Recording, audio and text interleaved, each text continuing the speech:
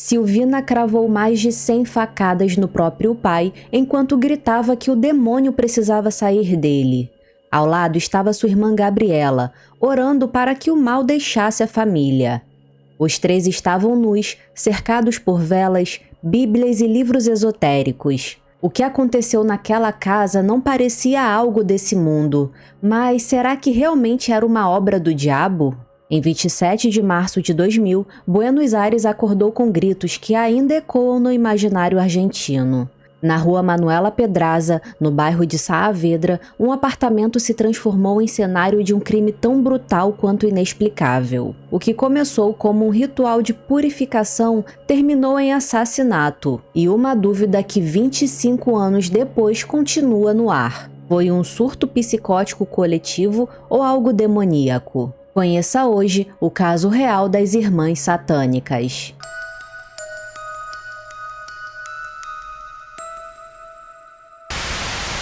O caso de hoje se passa na Argentina, mas antes de falarmos do fatídico dia do crime, precisamos voltar nos anos 90 para entender o contexto do caso. A família Vasques era composta por 4 membros: o pai Juan Carlos Vasques, a mãe Aurora Gamarra, a filha mais velha Gabriela Vasques e a filha mais nova Silvina Vasques. A família morava em Lomas del Mirador, uma cidade da Argentina localizada na província de Buenos Aires. Os Vasques eram de classe média baixa. Juan Carlos era dono de uma loja de ferragens e Aurora dona de uma banca de jornais. Eles eram uma família típica, os pais trabalhavam e as filhas estudavam. Mas, nos anos 90, a Aurora passou a sofrer diversas complicações de saúde em virtude da diabetes. E ao longo dos anos, ela teve que amputar alguns membros por causa da doença. Até que no ano de 1993, aos 38 anos, a Aurora faleceu de insuficiência respiratória em decorrência da diabetes. A morte da matriarca foi um choque para a família.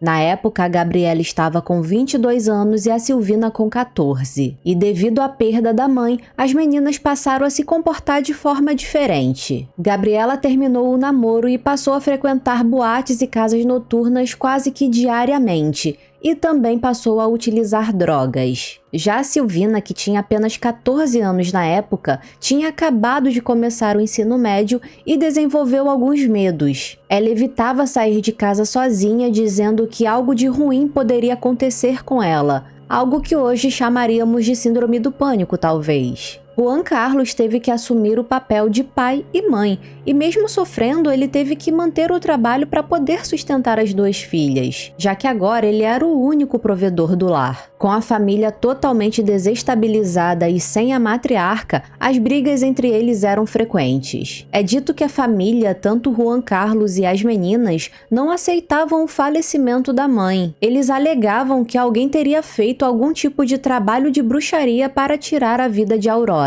No ano de 1997, a família se muda para uma casa de 2 andares na rua Manuela Pedraza, número 5873, no bairro Saavedra, também em Buenos Aires. A casa ficava bem localizada, era próxima ao trabalho do Juan Carlos e da faculdade das meninas. Gabriela era estudante de imagem e som e Silvina ciências contábeis, ambas na Universidade de Buenos Aires. A vida da família parecia estar indo bem. De acordo com os vizinhos, eles eram educados, gentis, super tranquilos. Aparentemente não havia nada de anormal com eles. Porém, dentro da casa da família Vasques, as coisas eram um pouco diferentes. Não é dito exatamente quando, mas no ano de 1999, o quadro psicológico de Silvina piorou. Ela dizia ouvir vozes e barulhos estranhos, além de ver objetos se movendo, lâmpadas da casa que explodiam, eletrodomésticos como TV, rádio e ventiladores que ligavam sozinhos, e também sentia o cheiro da morte passando pela casa. E, inexplicavelmente, o seu pai e a sua irmã passaram a acreditar e compartilhar desses delírios. e vocês vão entender mais tarde por que eu tô chamando de delírios. Preocupadas que a casa pudesse estar mal assombrada, as irmãs decidiram procurar o proprietário da casa para questioná-lo se alguns dos moradores anteriores já haviam relatado coisas estranhas acontecendo por lá. E o dono, obviamente, ficou assustado e disse que não, que nenhum morador anterior tinha reclamado ou falado qualquer coisa parecida. Após conversar com o proprietário da casa, as irmãs decidem procurar ajuda na igreja de Santa Maria dos Anjos. Chegando lá, o padre perguntou a elas se alguém já havia morrido naquela casa ou se ela havia sido construída em cima de um cemitério. Sem saber a resposta, as irmãs voltam até o dono da casa para fazer essas perguntas, e ele mais uma vez responde que não. Nenhum crime havia ocorrido lá, ninguém tinha morrido na casa e que antes do imóvel se tornar uma casa tinha sido uma oficina. Então não havia nada de sombrio que pudesse justificar a casa ser mal assombrada. As irmãs voltam para a igreja para contar ao padre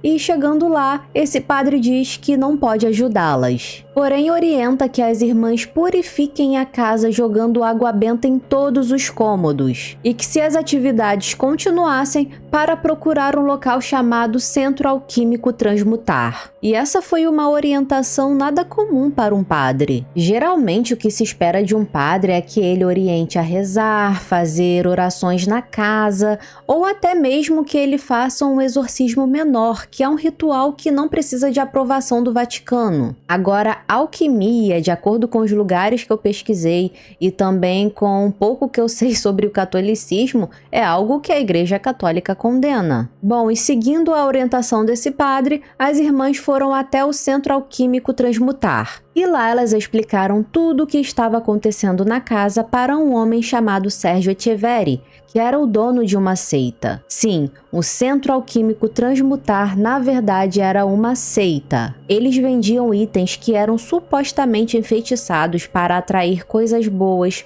cursos de purificação pessoal, pasta de limpeza da alma para passar no corpo e um elixir que não fica claro do que era feito. Guardem essa informação porque esses itens estarão presentes na cena do crime. Sérgio Etcheverry orientou que as irmãs e o pai fizessem um ritual de purificação para expulsar aqueles supostos espíritos da casa e um curso de renovação energética. Esse ritual consistia em um banho de ervas, banho de fumaça na casa, ingerir um elixir e rezar a Ave Maria e o Pai Nosso 7 vezes por alguns dias. A família Vasques começou a fazer esse ritual religiosamente todos os dias, e aparentemente as coisas ali na casa se acalmaram. Então as irmãs voltaram ao Centro Transmutar e contaram para o Sérgio que o ritual tinha dado certo. Entretanto, ele orientou que as irmãs intensificassem esse ritual de purificação. E o mais bizarro é que até os dias de hoje não ficou claro o que era esse ritual de purificação exatamente.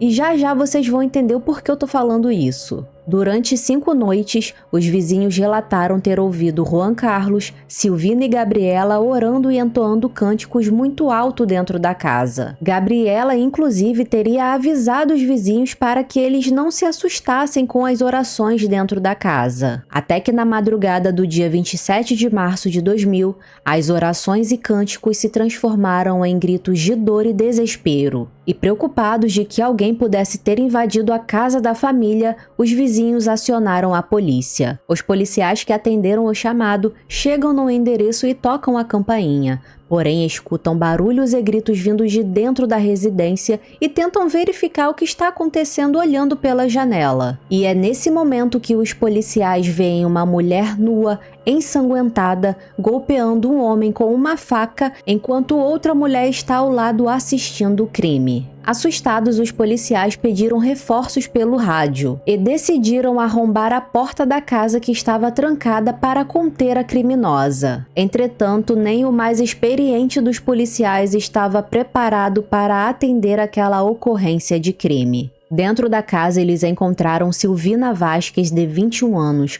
completamente nua, banhada em sangue, segurando uma faca. Ao lado estava Gabriela Vasques, de 29 anos, que também estava nua, orando enquanto via sua irmã cometer o crime. No pé da escada, estirado no chão, estava o corpo nu de Juan Carlos Vasques, de 50 anos.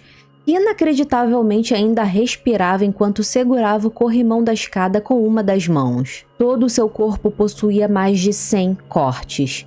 Parte do couro cabeludo havia sido removido, suas bochechas foram mordidas e sua orelha direita arrancada. No seu peito havia um símbolo esotérico feito com um objeto cortante. Era um círculo com um triângulo no meio. Quando os policiais chegaram, Juan Carlos ainda estava vivo. Ele foi encaminhado para o hospital, mas faleceu a caminho. Silvina ainda atacava seu pai enquanto gritava coisas como: "Papai, Satanás está dentro de você. Saia, Satanás, deixe meu pai." Foram necessários vários policiais para conter Silvina. A jovem estava histérica, com uma força descomunal e estava tentando atacar Gabriela. Gabriela, por sua vez, estava em uma espécie de transe. Ela rezava em voz alta enquanto assistia Silvina atacar o pai. Os policiais também tiveram dificuldades para contê-la, e ela dizia coisas como: "Satanás governa o mundo. O mal nos persegue para nos destruir. Eu preciso de um exorcista e Silvina também precisa de um." As irmãs foram presas e encaminhadas para o Hospital Pirovano. Ambas estavam tão histéricas e descontroladas que os policiais não conseguiram interrogá-las naquele momento. Posteriormente, por ordem judicial, elas foram internadas na unidade número 27 do Serviço Penitenciário Federal, que funcionava dentro do Hospital Neuropsiquiátrico Braulio Moiano. Agora os policiais precisavam lidar com outra questão: o que aconteceu aquela noite na casa da família Vasques? O cenário da casa era caótico, tudo estava fora do lugar. Todas as luzes estavam apagadas, velas acesas iluminavam a sala, incensos, cadernos com anotações, livros de magia e esoterismo espalhados pelo chão ao lado de bíblias abertas e terços. Havia muito sangue no chão e nas paredes. Todos os espelhos da casa foram quebrados e estavam estilhaçados no chão. O único banheiro da casa estava completamente sujo de fezes e vômito. No chão da sala haviam pedaços de pele, carne e couro cabeludo do Juan Carlos. Em um dos quartos, encontraram 3 colchões no chão, indicando que o pai e as filhas estavam dormindo juntos. Todos os guarda-roupas foram esvaziados e as roupas estavam espalhadas pelos quartos. Posteriormente, as irmãs contariam que dormiam todos no mesmo quarto porque estavam com medo do espírito que estava na casa. Não era uma cena de crime normal, tinha algo muito além que os policiais estavam tentando compreender. Alguns policiais ficaram com tanto medo que deixaram a cena do crime. Outros foram buscar objetos religiosos como cruzes e medalhas de santos para tentar lidar com o que quer que fosse aquilo. Os peritos analisaram que Juan Carlos Vasques tinha se submetido ao homicídio por conta própria e se despiu sozinho.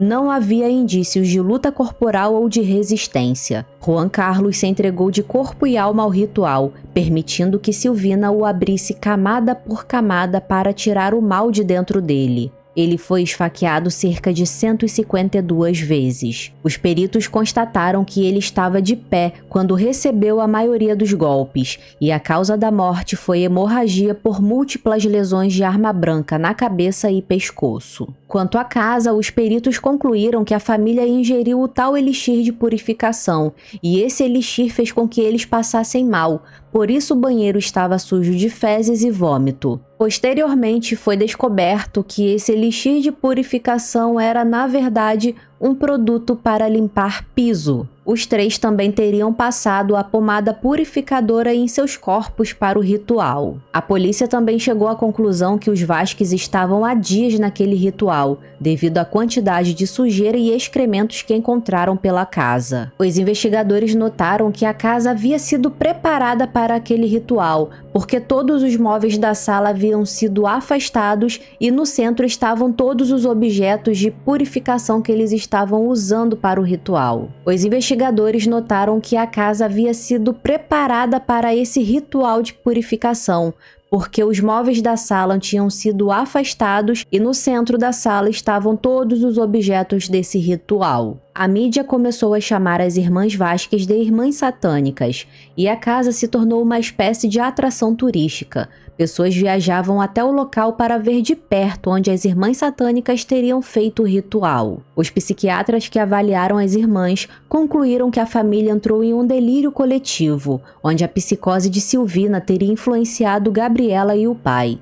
Os peritos forenses concluíram que Silvina liderou esse ritual de purificação durante um surto psicótico. Mais tarde, Silvina contou que viu algo similar a uma bola dentro do pai e, portanto, precisava abri-lo para remover de dentro dele o que ela chamou de boneca do diabo. Silvina também contou que o pai estava possuído e que o diabo teria entrado no corpo da Gabriela. Ela disse que seu pai se entregou como um cordeiro para o ritual e que ela teve que literalmente descascá-lo para poder tê-lo de volta. Silvina também contou que na noite do crime teria visto o diabo no espelho, então Juan Carlos teria quebrado todos os espelhos da casa. A polícia acreditava que uma terceira pessoa teria participado do crime, e essa pessoa seria Sérgio Etcheverry, o líder do Transmutar. Sérgio foi a público dizer que não teve nenhum tipo de participação ou influência no crime.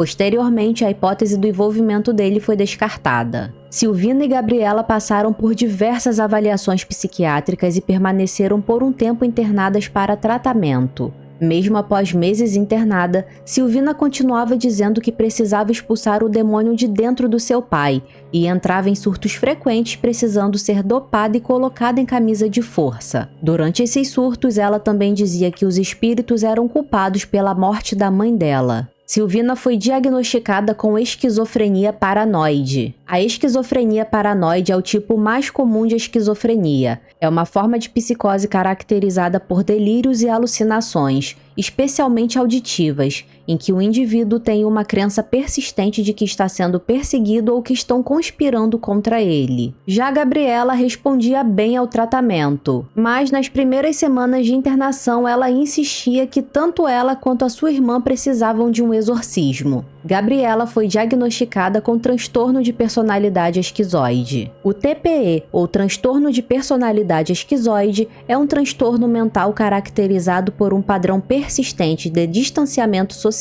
e restrição da expressão emocional. Apesar da mídia na época declarar que o crime foi premeditado ou um ritual satânico, a justiça considerou como um episódio psicótico compartilhado entre duas irmãs. Gabriela e Silvina foram declaradas inimputáveis pelo juiz Júlio César Corvalán de la Colina. Elas nunca foram julgadas pelo crime. O juiz afirmou que elas não realizaram um exorcismo, mas uma série de atos desorganizados, loucos e absolutamente psicóticos, que resultaram na morte patética do pai. O juiz concluiu que as irmãs não poderiam ter compreendido a criminalidade de suas ações. Silvina, apontada como autora material do crime, foi declarada inocente, nos termos do artigo 34 do Código Penal da Argentina. Gabriela foi absolvida. Ficou entendido que ela não teve participação direta no homicídio. Gabriela foi liberada da internação após um ano em 2001, e Silvina permaneceu internada até 2003. Elas nunca mais tiveram contato uma com a outra. Segundo relatos, Silvina teria voltado para a faculdade e finalizou seus estudos em ciências contábeis na Universidade de Buenos Aires. Já Gabriela se casou e teve um filho, porém, quando seu marido descobriu sobre o seu passado, ele teria pedido o divórcio. Na época, especularam que Juan Carlos e Gabriela teriam mantido relações sexuais durante esse ritual de purificação, mas esse fato nunca foi provado. Inclusive, durante as pesquisas para fazer esse roteiro, uma fonte informa que teriam encontrado sêmen nas partes íntimas do Juan Carlos, mas eu só li isso nessa fonte específica que não era muito confiável e as outras reportagens não afirmavam nada, só especulavam a questão do incesto mesmo. Após alguns anos, Gabriela deu entrevista para alguns programas, mas sua versão dos fatos não batia com as evidências encontradas no local do crime. Gabriela afirma nas entrevistas que Sérgio Etcheverry fez uma espécie de lavagem cerebral na irmã dela. Ela diz não se lembrar de muitos detalhes do dia do crime, mas sabe que tudo foi um delírio coletivo por conta da doença psiquiátrica delas. E quando questionada se ela teve relações íntimas com o pai, ela negou, dizendo que foi algo inventado pelos jornalistas na época. Gabriela também disse que quando recebeu alta do hospital psiquiátrico, tentou visitar a irmã 2 vezes, mas Silvina ficava muito estressada, então a visita era interrompida pelos enfermeiros. Hoje, 25 anos após o crime, a casa ainda está de pé. Os donos da casa fizeram vários tipos de purificação, mas infelizmente não houve ninguém interessado em alugar o imóvel. Até que anos depois, um parente do proprietário se mudou para a casa. Não ficou claro em nenhuma das fontes se as supostas atividades paranormais que aconteciam dentro da casa eram vistas somente pela Silvina ou se a Gabriela também presenciava essas atividades. Nenhuma fonte deixa claro essa informação, então não dá para ter certeza porque fica meio que subentendido que essas atividades aconteciam somente na cabeça da Silvina, só ela que via essas atividades, e outras fontes deixam entender que as duas viam aquelas coisas e que aquelas atividades realmente aconteciam dentro da casa. Então é algo que não tem como a gente ter certeza do que de fato acontecia. Porém, se ambas receberam diagnósticos de esquizofrenia,